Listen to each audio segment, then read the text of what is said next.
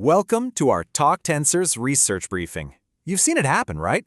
In just the last couple of years, AI that creates incredible images from a simple text prompt has gone from pure science fiction to something we see every day.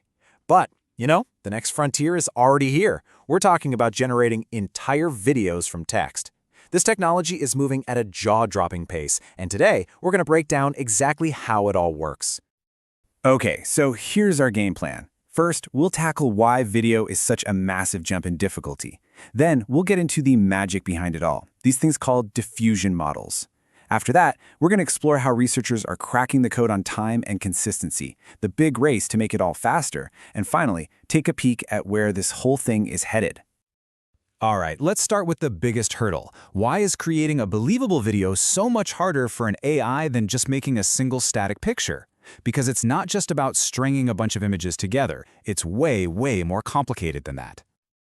This really is the core question, isn't it? If an AI can draw a perfect photo of a dog, why can't it just, draw 30 of them per second and call it a day? Well, the answer comes down to one crucial word: consistency. See, here's the difference in a nutshell. For a single image, the AI's main job is spatial consistency. Basically, does the dog look like a real dog? But for a video, you need that plus something called temporal consistency. The dog has to look like the exact same dog in every single frame as it moves, turns, and walks around. A video is a story, a narrative through time, and every frame has to make sense with the one before it. That right there is the monumental challenge. So how on earth do these models even begin to tackle such a complex problem? Well, the answer is this really powerful technique that has pretty much turned the entire world of generative AI on its head. This quote from some of the pioneering researchers in this space just nails the core idea. It's so simple, but it's incredibly profound. The real magic isn't in adding a bunch of static and destroying information. It's in learning how to perfectly reverse that process to create something totally new from scratch.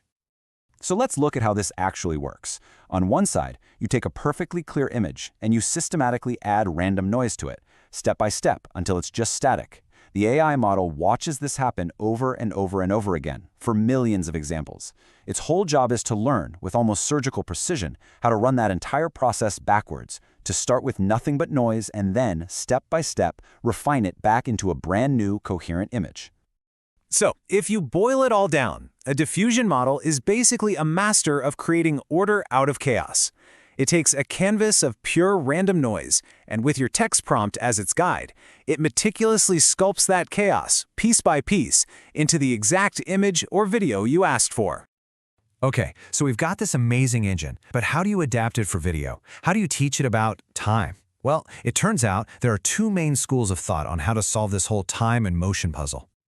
The first approach, which you see in things like Microsoft's MoveEye framework, is to build a video generator completely from the ground up.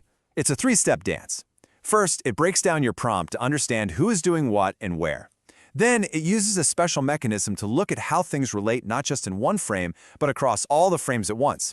And finally, it builds the video up from a fuzzy, low-resolution version to a sharp, high-res final cut, which really helps lock in that consistency. But what if you didn't have to start from zero? The second strategy is honestly kind of genius. It basically says, hey, let's take a super powerful image model that already understands what the world looks like, and let's just teach it about time. This is what's known as the align your latents method. You start with a powerhouse model, like Stable Diffusion. Then, you surgically insert new layers into its brain.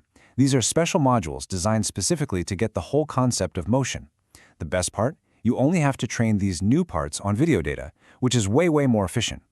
The result is a high-resolution video generator that gets to stand on the shoulders of giants. You don't have to reinvent the wheel.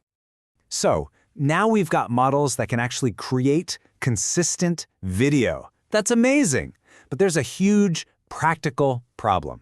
This whole process is incredibly slow, and it takes a ton of computing power. Let's look at how researchers are trying to fix that. And I'm not talking about waiting a few seconds here. As NVIDIA's research has pointed out, generating just one short video clip can take minutes, or even hours on really good hardware. I mean, that's a massive roadblock if you want these tools to be used by everyday creators. So the first key to making things faster is to stop working directly with pixels. Instead, these models operate in what's called a latent space. The best way to think about it is this. Instead of moving around millions of raw building materials, the pixels, the AI is working with a detailed compressed blueprint of the video. This just massively cuts down on the amount of work it has to do. The second big trick is something called model distillation. It's kind of like an apprenticeship program for AIs. You take your huge, slow, but super accurate teacher model, and you have it train a much smaller, faster student model. The student just learns to copy the teacher's final answer, but it learns to get there in a fraction of the steps. Projects like NVIDIA's FastGen use this to squish a 100-step process down to just 1 or 2, which means, well, massive speed-ups and a path toward real-time generation.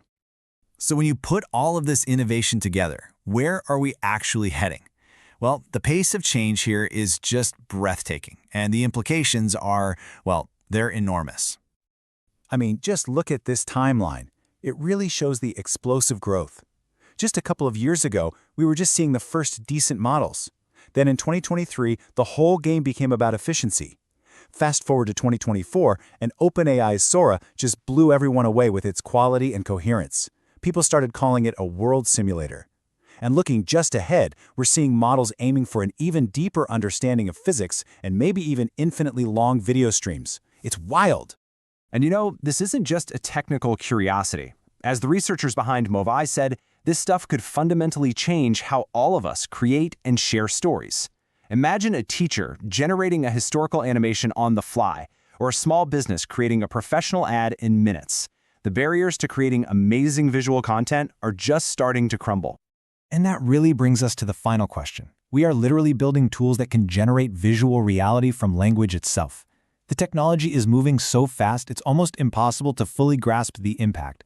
It really leaves you wondering, with this kind of power, what kinds of new stories, what new art, what new worlds will we choose to create? This is for entertainment purposes only.